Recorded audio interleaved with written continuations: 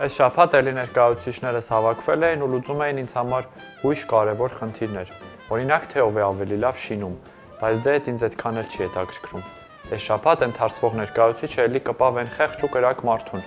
մասնավորապես այդ մարդու կարողություններին։ Մեծամասնության մեծը ներկայացուցիչին այդ հեչ դուրս չեկավ։ Մանավանդ, որ ինքը այդ կարողությունների պահը մի քիչ ներքև էր հասկացել։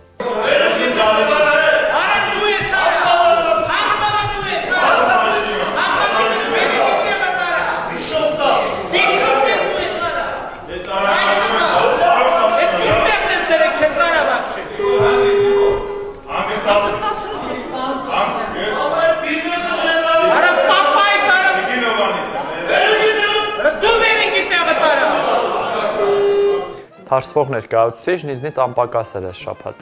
Իմ ամենաքաղցր մասնիկը մի թթու խոսք էլ չի կարողանում ասել, նույնիսկ իրեն քննադատողներին։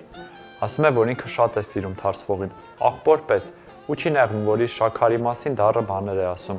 Մնում է այդ մասին թարսվողն էլ ասի ու վերջ, էլ բան չի պակասի երջանկությանս համար։ Արտաքին հարցերով զբաղվող հին ծառան էլի որոշեց հիշեցնել իր մասին։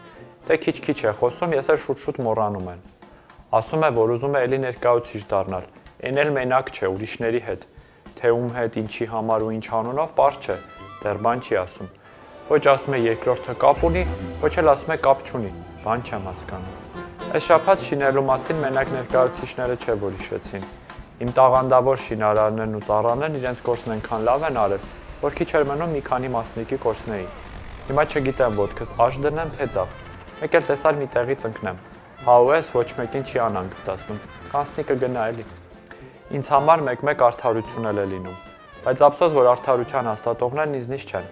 Եվրոպայում հիշել էին պաշտպանների մասին շատ հին գործի մասին ու ասացին, որ իմ ամենաարդարադատներն իրենց գործը լավ չեն արել ու սխալ տեղում սխալ մարդկանց են նստեցրել։